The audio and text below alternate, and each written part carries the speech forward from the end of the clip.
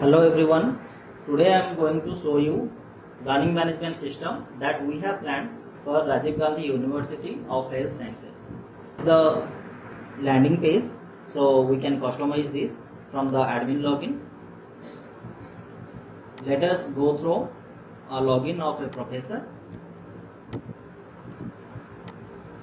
So now you can see the dashboard of the professor, or you can say the faculty. So this is the learning management system dashboard, which is showing us how many classes been completed, how many upcoming classes are there, how many assignments we have given to people or students, and how many students have submitted the assignment. Just below that we can see the centralized timetable, which is showing all the scheduled classes. So you can see the number of classes scheduled here.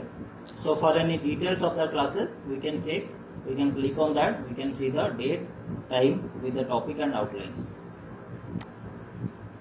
Before starting a class, we have to do the lesson planning of that particular subject.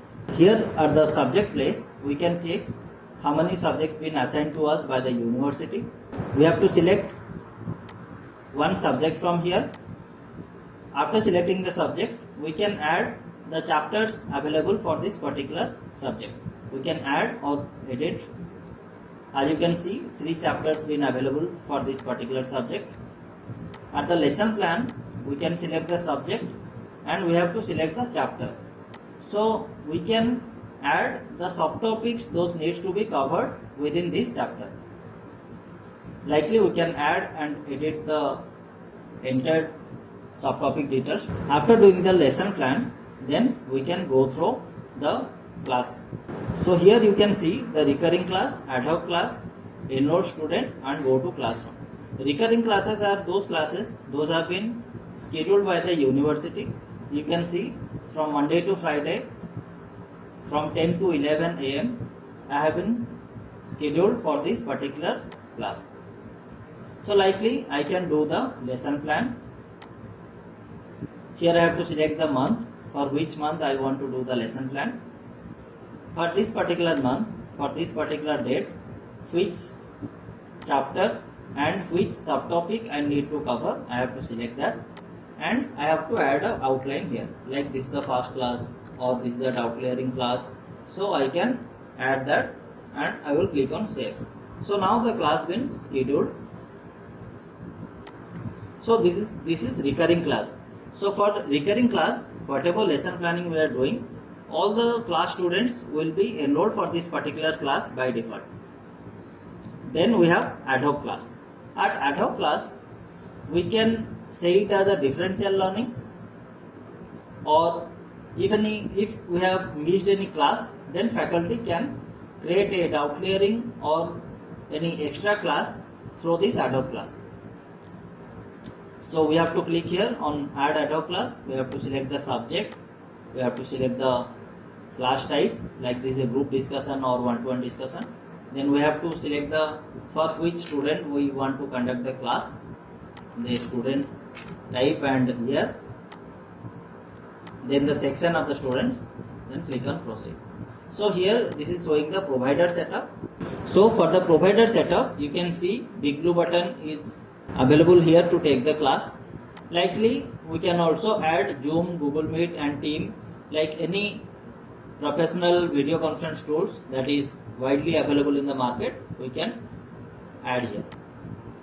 We have to select the date, on which date we want to conduct the class, in which time we want to conduct the class. We have to select the time from here, which topic will be covered during this class, which subtopic will be covered in this class. Then the outline, doubt clearing class. So for the ad hoc class, we have to select the name of the students, those who will attend the class. We have to select this class from here. So for this particular class, I can enroll all the students, or I can select limited students if I am planning for a differential learning. Then I have to add the class from here. So now the class is scheduled and 3 people have enrolled for this class. Then at the go to classroom section, here I can check all the ad hoc and recurring classes. I can start the class from here. Once the class time have arrived, I can check how many people been enrolled for this class. Here you can see 3 people been enrolled for this class. Then the study material. If any study material is available for this particular chapter or particular subtopic, then we can mark the subtopic from here, and I can map this particular study material with the particular class. So if any student miss the class, then also they can go through the study material. So I can cancel the class from here. Finally, the completed lesson. At completed lesson, I can check the how many study materials been mapped. I can take the attendance from here. These many people been available, so I can take the attendance. I can check the attendance report, how many people been present. I can download this in Excel format.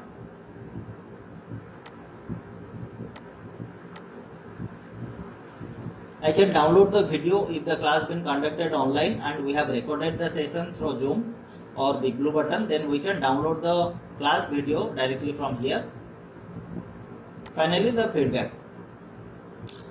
At the feedback section, I can give feedback for individual students. Then assignment.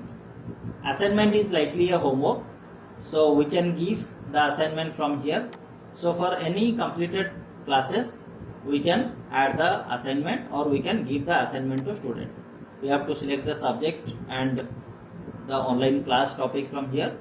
Then the assignment name, maximum mark, deadline to submit the assignment, remark, and we can upload the assignment. So finally we can assign the assignment to students.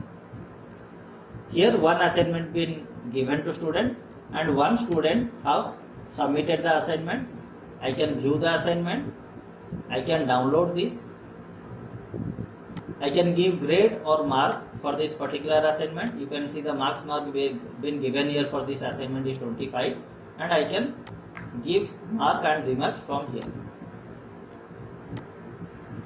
As well as I can download the student report, like how many people have submitted the assignment. I can download the report from here.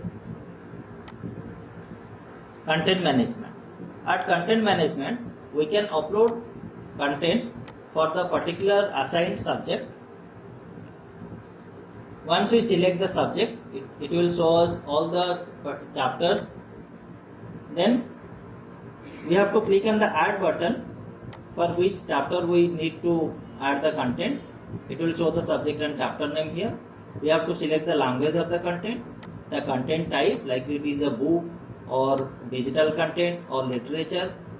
If the contents will be downloadable by the student or not. The content name with description. We can upload the content from our local device, or else we can specify a path here, like we can give a YouTube content. Then we can add this particular content. We can map this particular content to a particular class from here.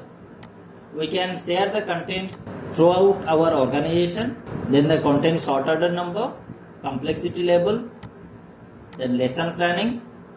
We can add the referral link here. We can add the tag and keyword which will help student to find out the content. Then we will save the content. Once we save the content will be further gone through a review and approval process. And after the review and approve of the contents will be available to the students to view. Here we can go through the view and edit button to do any kind of changes. So at the view and edit button, we want to download the content to recheck if we want to edit or change the chapter name, or we can delete the content if anything wrongly uploaded. Then content search. Content search mainly help faculty to share the screen during a class and show content to students. We have to select the subject. We have to select the subject here, and all the contents those are available in our content library will be shown here. we can go through the content view from here, and we can play the particular content within a class by sharing our screen. So let us play a content and check.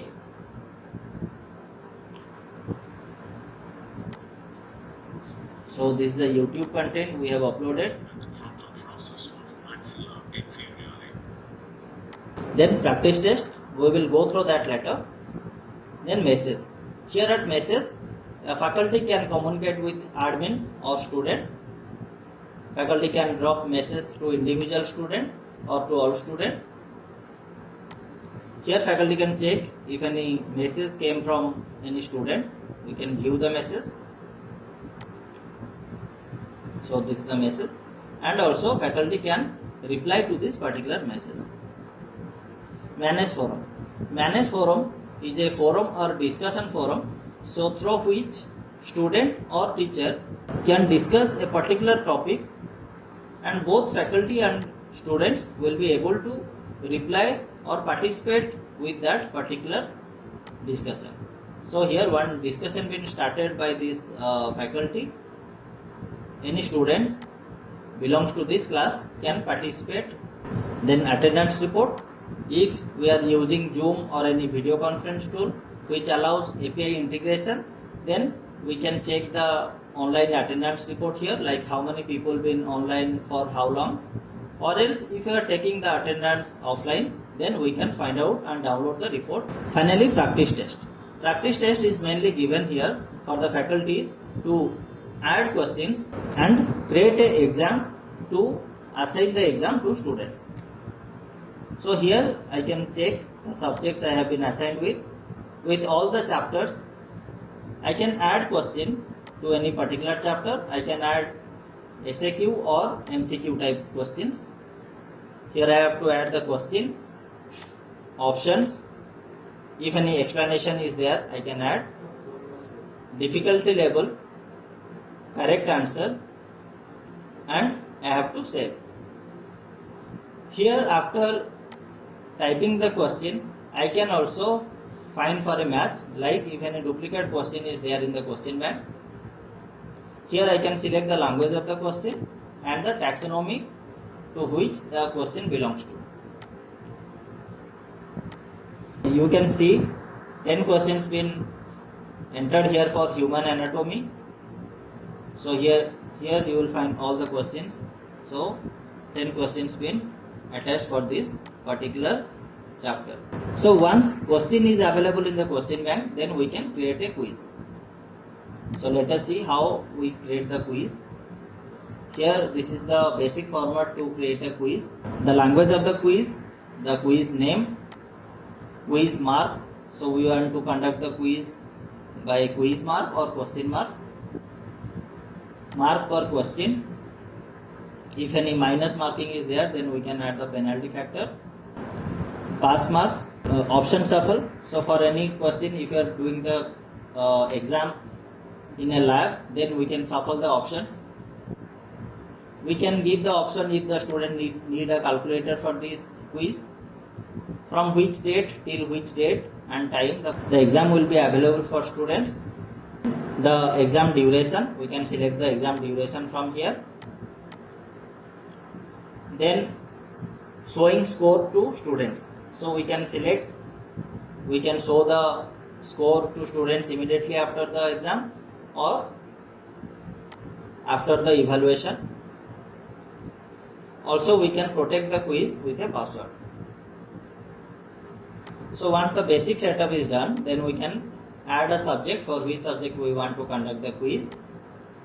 And here all the chapters with available questions will be shown here. We have to define how many questions we need to take from which chapter. Then we have to select from here. All the questions will be shown here. We can take the number of questions here from randomly, or else we can select one by one.